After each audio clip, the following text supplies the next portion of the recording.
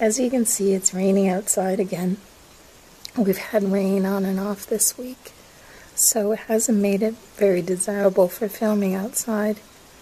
Though it's keeping the white stuff off, we've had snow in different parts of the country already. There have been lots of ducks and waterfowl around, and also lots of birds visiting the feeder. You're likely going to hear and see some chickadees in the background. What I thought I would do is go over some items that I have that have some meaning to me.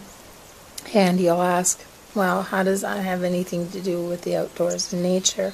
Well, it does, because most of the items are related to walks I've been on or things I have gathered through hobbies that I've done. When I'm out on these activities or I'm doing different projects, that's me on my own. It's the real deal. I'm not having somebody coaching me, not having someone there by my side holding my hand. It's warranted. I've been around this type of environment most of my life. Learned a lot from my father, my brothers, and even my mom. So it's been a great experience for me to have this connection to the outdoors and the family values of doing those things together, and having these videos to send to them and to express to everyone the importance of that is a good opportunity for me to preserve those memories. So here are the few items I wanted to show you. First, we have a John Deere letter carrier. What it is it mounts on the outside by your doorway, and people can put in your mail or a flyer, etc.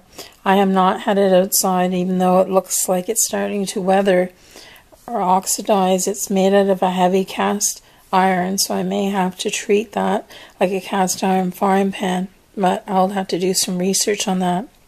The story behind this is it came from a traveling salesman when I was up north on a trip doing some hiking, and ran into this gentleman at a store and had to have it. I'm a John Deere fan, so this will be with me for a while.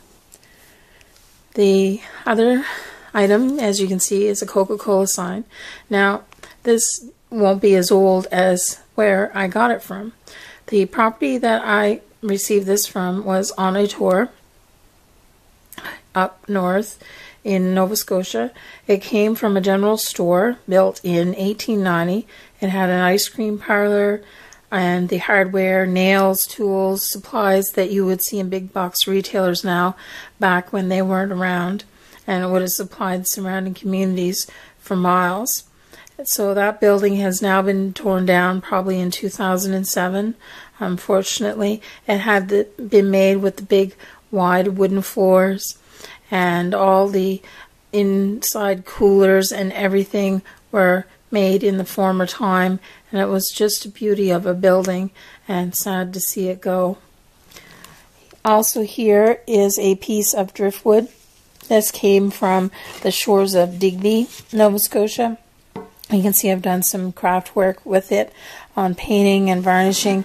It came from the bottom of an old lobster trap that washed ashore in a hurricane many moons ago, and I saved a few items like that.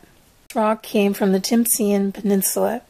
Many, many years ago there was a volcano, and this molten rock lava is on the top of the surface, and you can see where the water and springs go up and down through the ground, and the mountains of different ranges. And this here is available all through the walk. This is a antique plane from my grandfather. It relates to the different things in forestry and carpentry I have done outside. Not that it's my occupation, but just because I want it to be familiar with that. And I take great pleasure in saying that this came from the family. This is a Union Pacific license plate.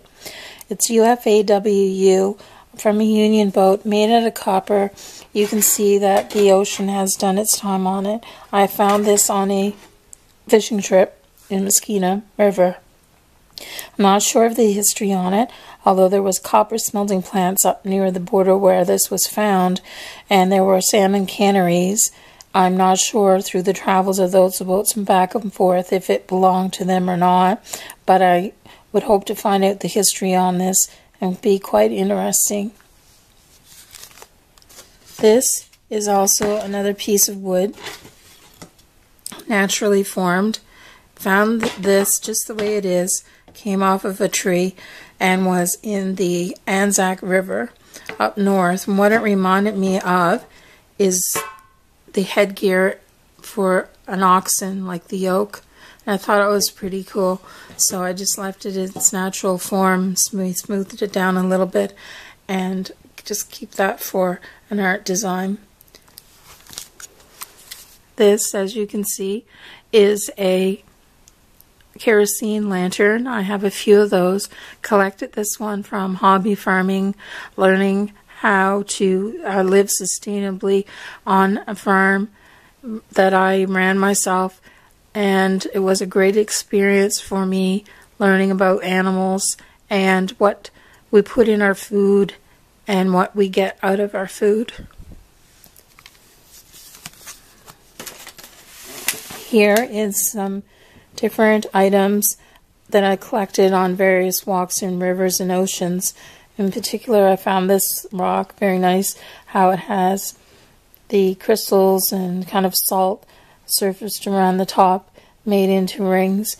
And each one of these items has a particular story on a journey I've been on. This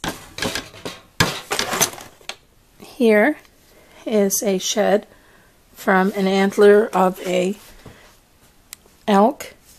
Now, a lot of people will make from that knives or different pieces of art. I haven't yet. Nothing has struck me as, wow, I gotta have it. So it's just as a piece of art and conversation piece on my windowsill. There are several other items that I have collected through my travels on hiking and being involved in the outdoors. But these are just a few that I wanted to show you.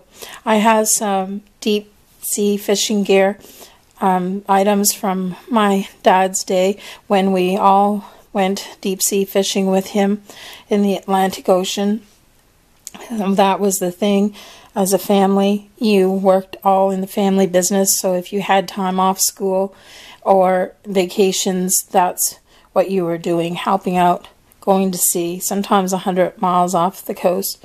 And you worked hard, and you created work ethic and values from it, and I had a lot of good memories. Hard work, but I'm happy to say that I did have the opportunity to do that. There are many more things that I have collected through my experiences in my life, always willing and wanting to learn, but I do have to say that there are many people out there on the channels that I've met recently that I'm so impressed by. There's just no comparison for the amazing things they are doing. Nick, his last hike, that was just breathtaking. League of his own. People's names just can't even come to mind. There's so many of you that are doing such fantastic things, and I find very interesting. So I want to thank you for your passions and sharing things around the world with us. A shout out to Nathan, who first came on my channel. He does great video captures of the weather. It's just something that he's passionate about, and he does very well. So I want to thank him for his support and all of his friends. It's just been so far a great positive experience for me, and I appreciate everyone's input. Though my quality of videos are not the greatest, thank you for your understanding, and I'm glad you've enjoyed seeing part of my world. And hopefully after this rain stops, we can see some more. So thank you very much, and have a great weekend.